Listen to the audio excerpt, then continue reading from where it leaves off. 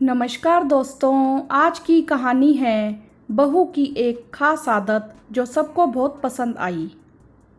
आज सविता जी की दोनों बेटियां प्रिया और नेहा अपने बच्चों के साथ मायके में रहने के लिए आ रही थी। बच्चों के स्कूल में कुछ रोज पहले ही गर्मी की छुट्टियां शुरू हो गई थी। बेटे विशाल की शादी के बाद आज पहली बार बेटियां घर आ रही थी। मन में उत्सुकता थी कि इसी बहाने भाभी और नंदों के बीच तालमेल बैठ जाएगा और बच्चे भी अपनी मामी के साथ कुछ वक्त बिता लेंगे। नई नवेली बहू राधिका पूरे मन से अपनी नंदों और उनके बच्चों के लिए तरह तरह के पकवान बनाने में लगी हुई थी।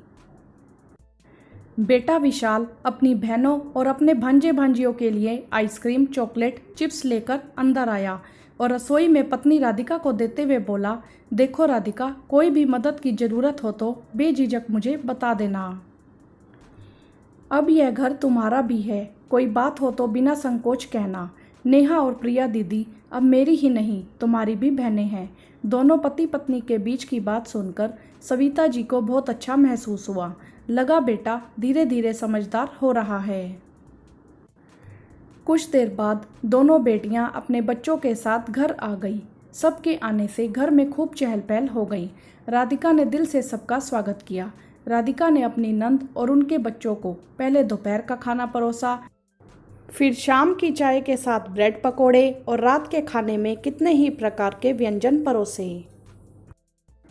सब ने मिलकर पेट भर खाना खाया और हंसी मजाक कर खूब ठहाके लगाए। सब ने राधिका के बनाए खाने की खूब तारीफ की। खाना खाने के बाद देर रात तक सब ने ढेरों बातें की। फिर थक कर सब अपने अपने कमरों में सोने चले गए।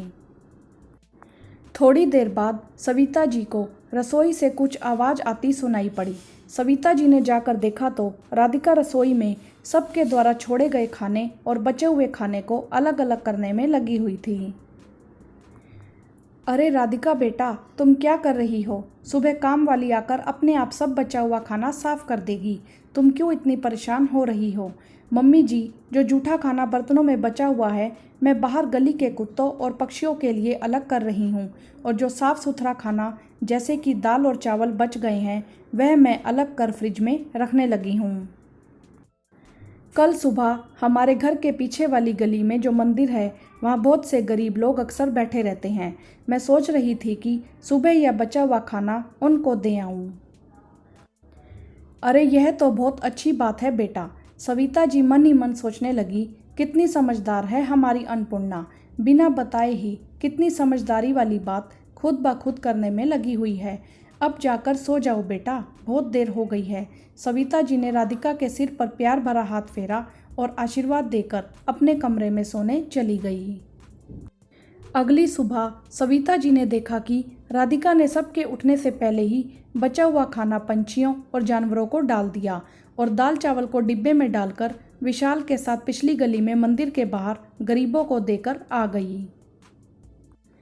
सविता जी देखकर मन ही मन बहुत खुश हुई कि बहू ने बेटे विशाल को अच्छे और नेक काम में लगा दिया है।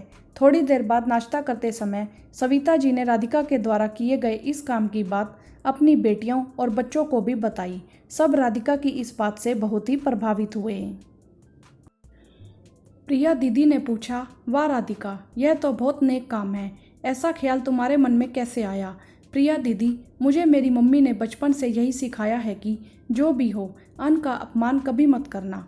इसीलिए मेरी कोशिश हमेशा यही रहती है कि जितना बन पड़े खाने का हर एक निवाला कचरे के डिब्बे में नहीं बल्कि किसी न किसी के मुंह तक पहुंच जाए। अब देखिए ना मम्मी जी, हम लाख कोशिश भी कर लें, थोड़ा बहुत खाना तो अक्सर घर पर बच जाता है। और जिस घर में छोटे बच्चे होते हैं, माँ जितना मर्जी समझा ले, बच्चे अक्सर थोड़ा बहुत खाना प्लेट में छोड़ ही देते हैं।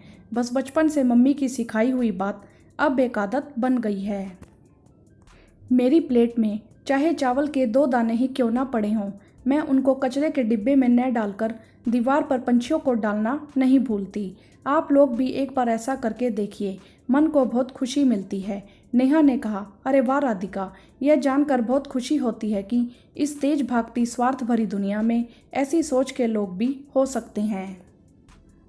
जानकर बहुत अच्छा लगा। आज मैंने तुमसे कुछ नया सीखा है। अब घर जाकर कुछ ऐसा करने की कोशिश जरूर करूँगी। सविता जी कहने लगी, राधिका बेटा, बहुत अच्छी आदत है। सच में सीखने और सिखाने की कोई उम्र नहीं होती। आज मेरी दोनों बेटियां अपनी उम्र से कहीं छोटी अपनी भाभी से बड़ा ही नेक काम सीखकर जा रही हैं। मुझे बहुत गर्व हो रहा है कि मैंने राधिका को अपने घर की बहू के रूप में चुना। प्रिया बीच में ही बोल पड़ी, अरे नहीं मम्मी, आप गलत कह रही हैं। ऐसा कहिए कि हम बहुत किस्मत वाले हैं जो हमें राधिका जैसी भाभी मिली। सच में बेटा, ऐसी बहू तो किस्मत वालों को ही मिलती है। अरे अरे, सब लोग मेरी बीवी की तारीफ करते जा रहे हो और मेरा क्या? मेरे बारे में तो किसी ने कुछ कहा ही नहीं। विशाल व्यंग्य करते हुए बोला। अरे अब तुम्हें और क्या चाहिए? इतनी सुंदर, सुशील और नेक दिल वाली बीवी मिली है। तेरी तो लॉटरी लग गई नालायक, नेहा ने मजाक करते हुए कहा। नहीं नहीं मौसी, राधिका मामी लॉटरी नहीं, हमारे मामू का जैकपॉट है। प्रिया दीदी का बेटा भी बातचीत में कूद पड़ा। अच्छा, तुझे बहुत दिलचस्पी हो रही है मेरी बीवी में, रुक कभी बताता हूँ तुझे। सब हंसने लगे। पल भर में सब कुछ कितना प्यारा लगने लगा और इसी तरह सब लोग खुशनुमा माहौल में जीवन की एक नई सीख लेकर खुशी खुशी अपने अपने जीवन में एक सीढ़ी आगे बढ़ गए। सविता जी सही कह रही थी, सीखने और सिखाने की कोई उम्र नहीं होती और कभी कभी बहू भी बड़ों को कुछ अच्छा सिखा सकती है। जरूरी नहीं कि बहू बुरी ही हो। राधिका जैसी कई बहुएं आज भी संसार में मौजूद हैं, बस उनका हाथ थामने की और प्रोत्साहन की जरूरत है और ना कि उनकी बातों को काटकर अपना दबदबा बनाने की। अगर प्रिया, नेहा या सविता जी राधिका की इस बात को काट देती तो शायद इस कहानी का अंत कुछ और ही होता। यह कैसी आदत है बहू, बहुत अच्छी आदत है बहू। इन दोनों वाक्यों में जमीन आसमान का अंतर है। हाँ तो दोस्तों, आपको हमारी बहू राधिका की ये आदत कैसी लगी? आप हमें कमेंट करके ज़रूर बताएं। अगर आपको भी आदत अच्छी लगी है तो आप भी अपने जीवन में ज़रूर अपना सकते हैं। वीडियो को लाइक करें, शेयर करें और चैनल को सब्सक्राइब भी करें। धन्यवाद।